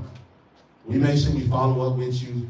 We know the dates. Hey, you got a year to get this house bought back before the rate, the buyback price gets too high, so it's maybe unaffordable for you. So we constantly in contact with all of the clients, especially ones who are in those other programs. Now this program, like I said, is not as, you don't have to be as, on top of it, but we still gonna be on top of it. There's a lot of stuff in play with this program. Talked about us maybe even taking over property management. So that's another, way that we stay connected with with our buyers once they get into these homes or whatever. So this is just one of the best programs that's come to Florida. And like I said, they're still in the development stage. So the application process is not as fluent as the other programs. The other programs have been around for a long time, so everything's automated. You go to those things, you go to the website, you put your information in, and maybe 5 minutes you get an approval or you get a denial based off of the information you put in. With this program, because it's new, the applications, everything's still called being done by hand. There's one underwriter, and she does a lot of work. And so right now they're trying to develop everything. So the application process is a little slower. The inventory, because it's new construction, most of it has to be built. And so what we do is we have people apply, get to know the areas that you may be interested in. If it's the new construction homes with homes away orders, maybe another area that you want to use one of the other programs to purchase with. But we use that because we have an acquisition list, right? And so if we know that you're interested in Claremont or Davenport or whatever, we start that acquisition list. And so we can get you approved and let you know, hey, that house will be built within 4 months, it'll be ready. So that gives you time to maneuver whatever you need to maneuver as far as if I gotta, re-sign the lease or go in a month to month or whatever you have to do to get yourself ready in order to move on to this next home. But the rent-to-own programs, if used properly, you can definitely leverage the investors' money in order to level up. So anybody got any questions about the programs?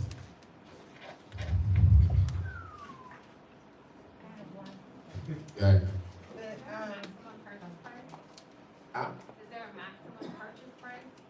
No, there's not a maximum purchase price. Your income and debt to income ratio is gonna determine what your overall budget is. And so with the Homes Away rent to home program, there's no maximum. With Divvy, well, I would say 550 in Orlando for all those other 4 programs I mentioned. They do have a maximum.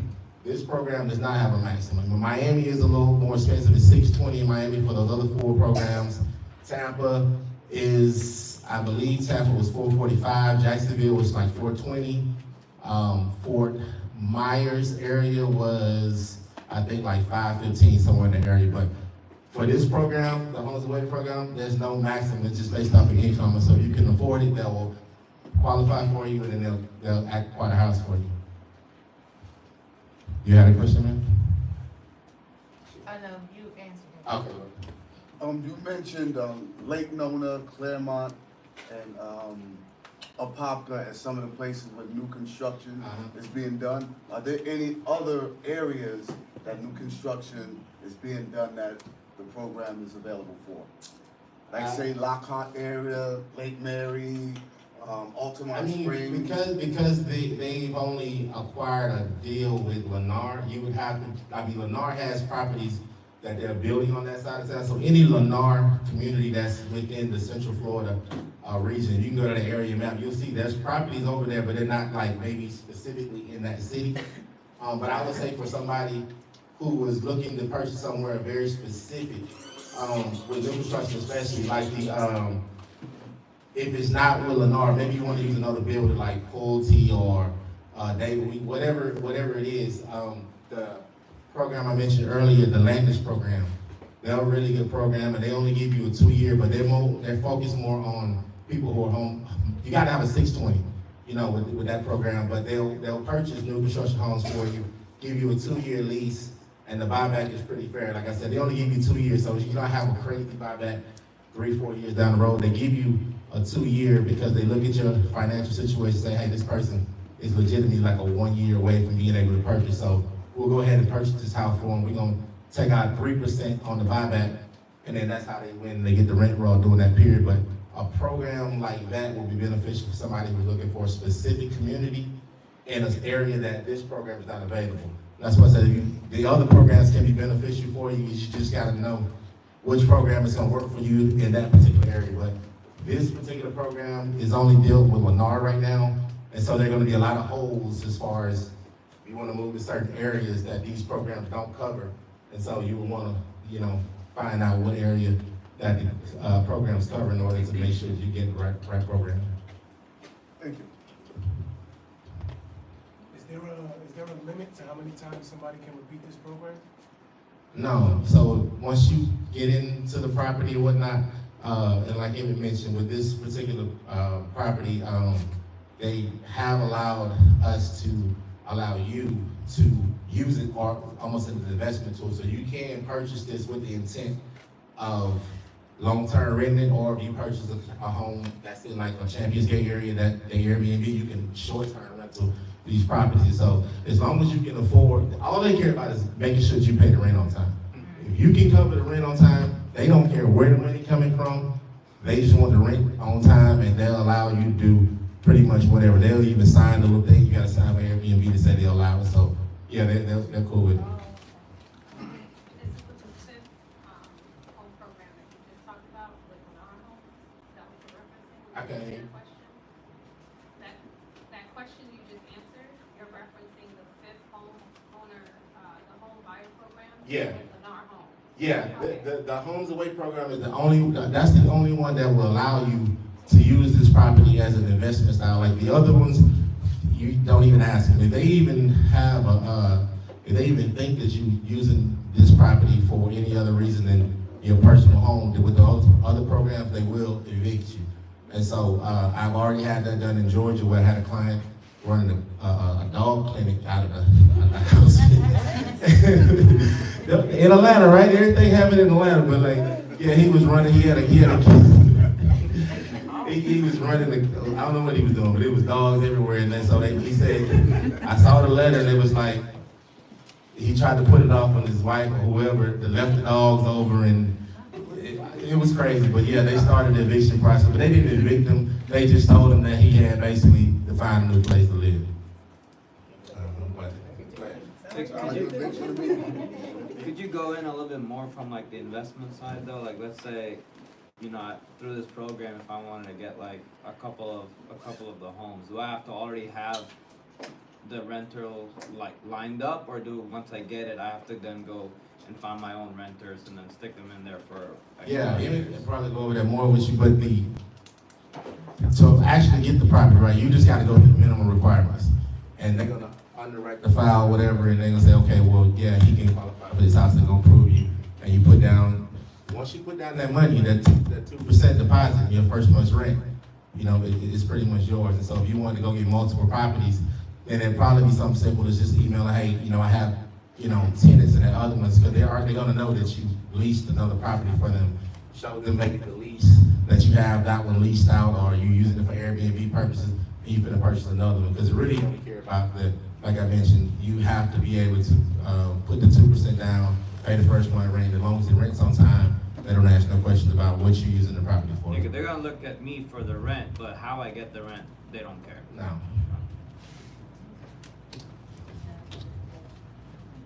Any more?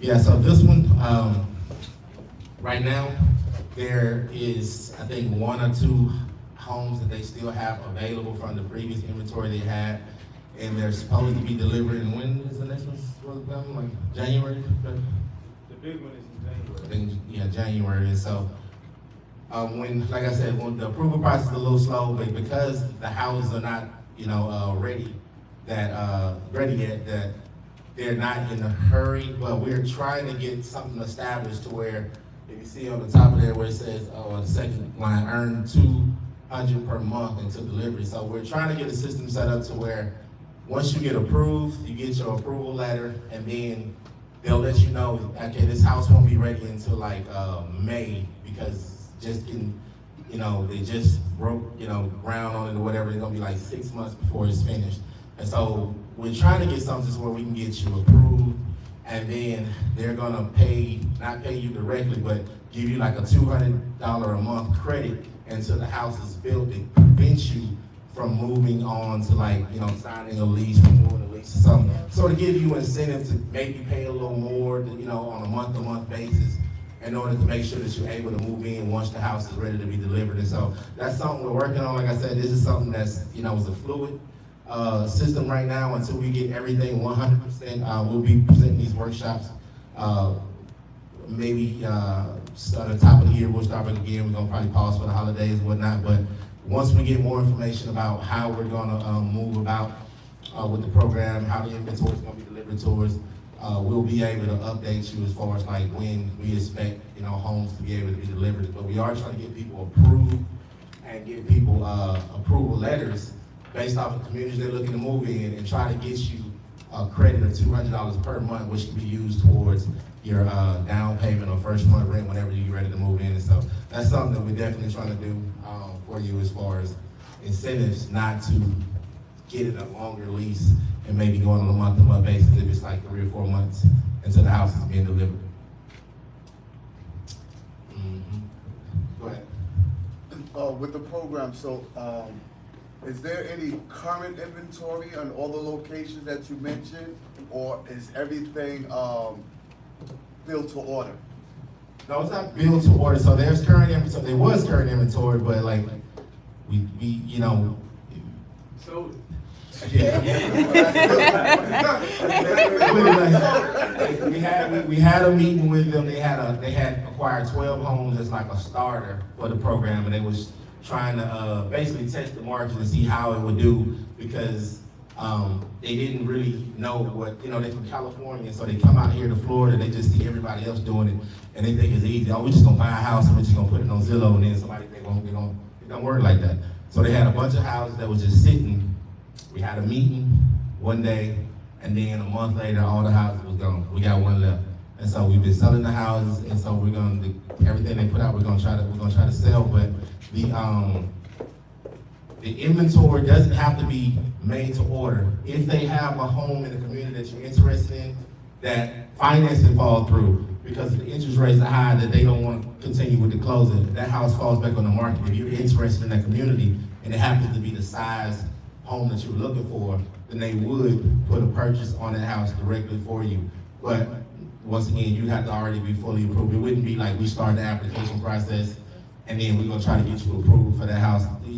That's why we want to get that list of people approved, so we know basically what you're gonna be approved for, which house you're looking for, which community. So when those things happen, we could be continuing checking with the Lennar agents over there, saying, hey, what's gonna fall through as far as like, maybe the Atlantis model, the Dover model. I got a client that's approved for this community looking for that model. So they'll give you a call. They'll send you a list out showing like, hey, I got these houses fall through, or blowout sale, whatever it is. They always got a list of homes that's, they're trying to sell quick and stuff. And so those homes, we can get those homes too. As long as you already approved, we can go get those homes. You don't have to wait 5-6 months for the house to be built. So those have to be built, but just know that the buyback price is based off of where they purchased it at.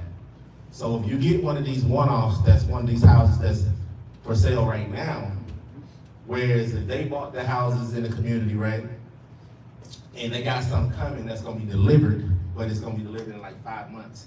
They bought those homes at like $320,000, but the house you want is ready right now, and they're selling it for $380,000. Well, your buyback price is based off of what they bought it at $380,000. So you're gonna be paying more for the house than the person who's gonna wait 4 months to get in the house that they bought from the dirt phase because they waited. The buyback price is based off of where they originally purchased the house at. So it is a cost to wait. I mean, it's not a cost to wait, it's the cost to rush to get the house or whatever. The way their program is built is almost they want inventory type homes, right? So they'll do the one-offs, but just know that the one-offs is gonna be based off of where you buy that. And that's with all the programs. The other programs do it the same way. They get you approved. They're not buying a house that can't be moved in within 45 days. So they won't go and buy a house in the dirt phase. Those other programs won't, because they want you to be able to move in within 45 days. So you can't buy a house, in phase 1 of the community and wait with those other programs. It has to be one that's already ready to be closed on and moved in within 45 days. I got another one. Anybody else? Go ahead. Okay, with the model homes that you have in these not the model, the locations where the homes will be built, do you have any model homes that you can show potential clients? Do you guys set up any kind of tours in the areas that the homes will be built so potential clients can see them prior to making any kind of area locations in general, you can just kind of drive the area. But if you're looking for a particular model, they don't build every model in the community while they're building it. They might put 2 model homes here in Claremont, 2 models in Ocoee, 2 different models over here. So if you're looking for a specific model, we'd have to kind of isolate where that model home is located for you to see it. No, I'm just asking, are they set aside for persons to go and just visit? Yeah, but they're the model homes that Lennar set up. Right. So yeah, they're around the city, but depending on which house you're looking for, it may not be in the community that you go to. You see what I'm saying? Like if you're looking for, go ahead. Some homes, they don't have a model at all, Right. so you just have to wing it. Yeah. Just going off cuff. And that's when there's no model home for it. So you do have to go around, like, I went to Claremont, the Simi, just to see the Tompkins model. So you just have to ask them which model they have. All right, okay. Would this be a possible option for like a foreign national? Foreign national? Yeah, like someone that doesn't live in the country that wants to purchase here? There's no, as far as criteria, they're only asking for, so if they have a passport, then they just have to have documents. They're not asking, you don't have to be a citizen in order to purchase, no. No, because, we live in Orlando, everybody here is probably from somewhere. Yeah, right. Especially down in Kissimmee, that's like. That's where I'm from. Oh, okay. Mhm.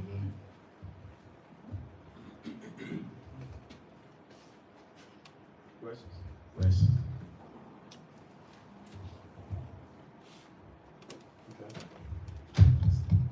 No No questions, no questions? All right, so, like you were saying with this program, one of the things I do like about, let me see that. One of the things I do like about this particular program is that the new construction factor, right? Because one of the benefits as an investor looking from an investment standpoint, right, they're buying these homes at a great positioning in the market, meaning that, you know, some of these communities that they have a large majority of the inventory, such as your Wellness Ridge, right? So if you understand what's going on in that area, they're doing the whole Olympias way, the Olympic facilities over there. They're adding the Highway 429, they're adding the Highway 429. So they're adding a lot of infrastructure that's going to bring a lot of value to that community, right? To that area. And so being able to get in those locations early through an optional program is going to allow you to accumulate a whole lot more equity than other areas. So that's a benefit in location, right? Location. So he mentioned two of the top locations, Lake Nona, the Everby community, and Claremont, right? The Wellness Ridge community. Like, there's a lot of demand in those areas already. So for one, this is one of the reasons why we're doing the list.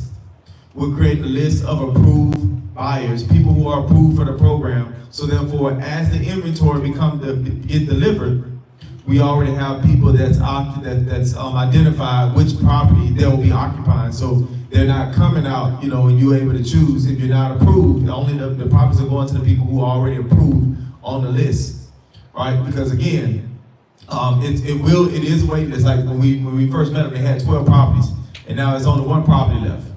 There's only one property left out of the 12, and potentially that property may not even be available because we have 20 people from last week that's still going through the approval process of getting approved, and a lot of them want to be in that area. So what I would like to say is that you want to get ahead of the curve. You want to go ahead and get approved. So therefore, if you know you want to be in Kissimmee, Davenport, Winter Haven, Claremont, Apopka, I think even up in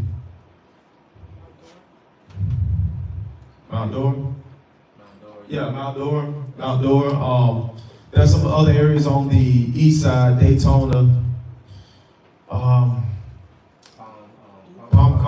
Palm Coast. There's a lot of areas.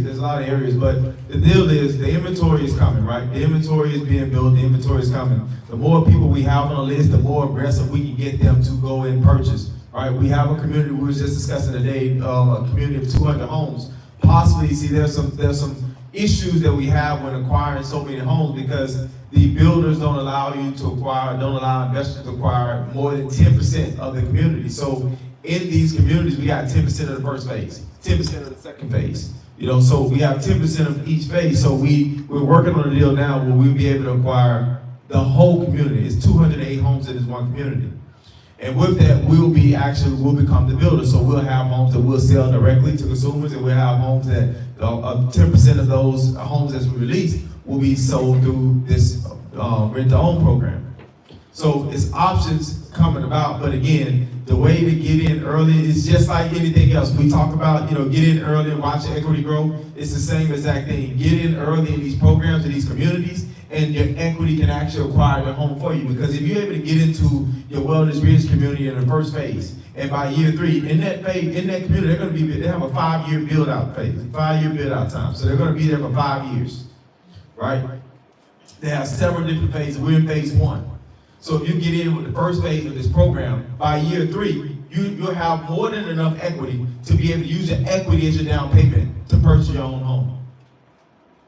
That's how you use the equity in your advantage. That's why the location matters, right? Understanding how to use the program in your favor. All right, so the more than likely, you know, when you're looking at the options, more than likely, when you're ready to buy, when you're ready to purchase, to move in, more than likely there won't be a home available because everybody who's acquiring homes now are already on the wait list. They're already scouting out communities, letting us know where they want to be, and they're already putting their name on the list, waiting on properties that are coming available in January, right? Coming available in February. So they were telling us, my lease is up in May. Okay, cool. This community, we're gonna have delivery around April. And so now they're already shopping, they're looking at models, going around the city, like she mentioned, going around the city, looking at the different models that they like that's gonna be delivered in that community, and they're coming back letting us know, this is the model that I want in that community, put my name down.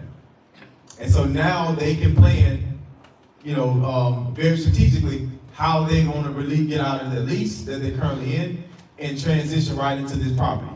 The same thing goes for sellers. We have sellers that's looking to sell their home.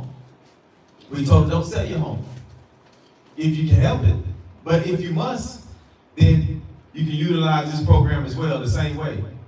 But time it. You go into this program first, then you can take your time to sell your home, you can cash out. You don't necessarily have to go and spend your money right back in this market. You can wait until the market is more favorable for you. Then you can buy your home that you're already living in. But you can wait. So a lot of sellers like that option that they can cash out. It's not something that I'm going to recommend for them to do, especially if that's their only credit line. But they can cash out, but they don't have to necessarily go and put all the money right back into the market. They can go and live into a new construction home, test drive it, let the market build up some equity, and possibly not even have to use that money that they just made off selling their home. Possibly able to use the equity that they built up off living in a new construction home. But we like to say, yeah, it costs. It's a cost of living in the first phase of a community, right? Cost is you got a lot of construction still going on, right? There's dumpsters in places, they're cleaning up trash, so it's not as favorable. A lot of people don't like to be in the first phase, but that's the most lucrative phase of any new construction deal, the first phase. So when you talk about investment, being able to get multiple properties in the first phase is a key investment. That's what a lot of investors do. A lot of investors, they go in and they acquire multiple properties in the first phase and they ride it out, and they'll sell their investment by phase 3 or 4. But they'll go in and buy all the majority of whatever they can afford within that first phase. And it's an investment for them. They'll allow people to just rent it out, and they'll sit back and they'll take the profits and they'll cash out. And they'll see their equity grow. Right? So these are keen investment strategies, but low entry costs. Low entry costs. And that's the most important thing. You're able to control an investment with low entry costs. All right. Now, as we wrap up, I know that there was a list. We sent out a list of things that you can bring if you wanted to start the process. How many people are interested in getting approved for the program? Have anybody? Okay. So if you can hang out, we'll help you organize your documents to be able to go ahead and submit an approval process. All it takes was that list of documents. It was a simple document, right? 3 months, bank statements, 3 months, most 3 recent paycheck stubs, either a W-2 or a 1099, one of the two. We don't need tax returns, right? Either W-2 or a 1099 and your ID. That's it. And now there is a $51. It's a $51 application fee that once we submit it, right, they're going to send you a link. And what's the link?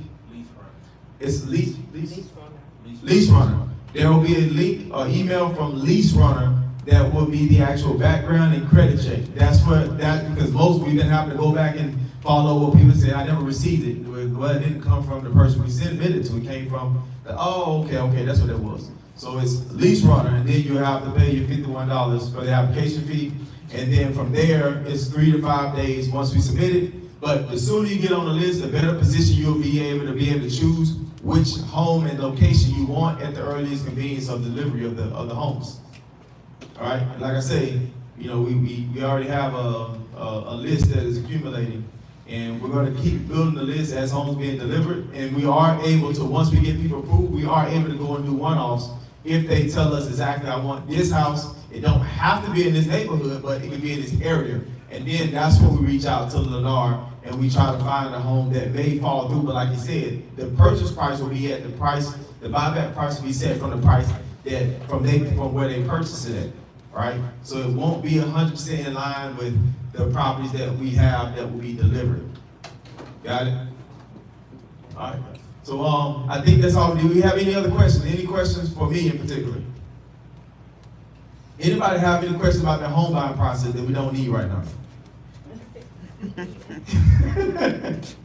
No, but seriously, the true benefit about this program is that after you go through the program, that's when you start our home buying process, right? So after you go through this program, that's when we send you out a link. We give you about 90 days, and then we'll start doing home buying webinars, making sure you're in line, giving you the full details of the home buying process, because it's more in details about that, right? But because the builder is taking care of the nuances of the home, of the new construction, and the things that you may need for as an inspection, they're taking care of that. You got the 1-year builder's warranty, and then you also got your rental lease, so the investors are going to be taking care of anything that's necessarily wrong with the house during your term of your lease. So that's why it's important. But then we're going to do, before you go to purchase it, we're going to do an inspection. We're going to do our own inspection of the house that you're already living in, right? And then we'll be doing webinars to talk about the inspection part, the process, right? The 4 main components, the roof, the AC, the plumbing, right? And the HVAC. But most of these things you won't necessarily worry about. But one thing you will find out is that your HVAC is not so new when you buy it. That's probably going to be the first thing you start having problems with, your AC unit in your brand new house.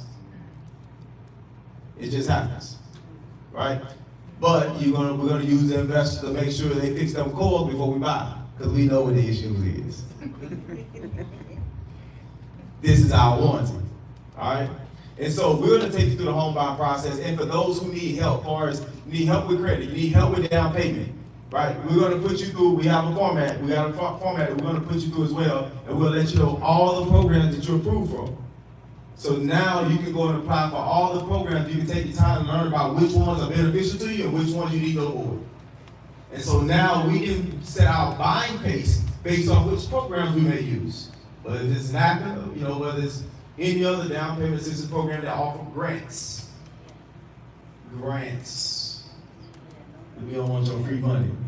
It's not free. Right? All right, so this wraps it up. Any other questions? But for those who do want to get started, want to stay behind, and we're going to help you organize those documents so we can send out our approvals, submit our kids for approvals. All right. Thank you guys. Thank you.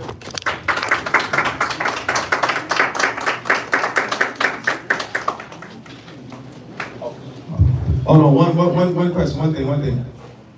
I need a testimonial. Did anybody? If you learned something from this workshop, can somebody please, we just need a testimony. If you learned something from this workshop, can we get a volunteer? At least one? Anybody? Volunteer, okay. Thank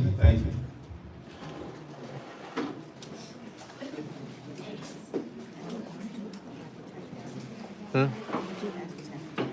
No, I think for you, because you had that gap. They don't ask for tax return.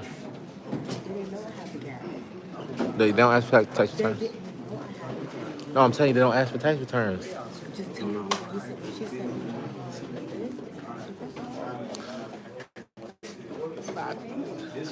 Tasha,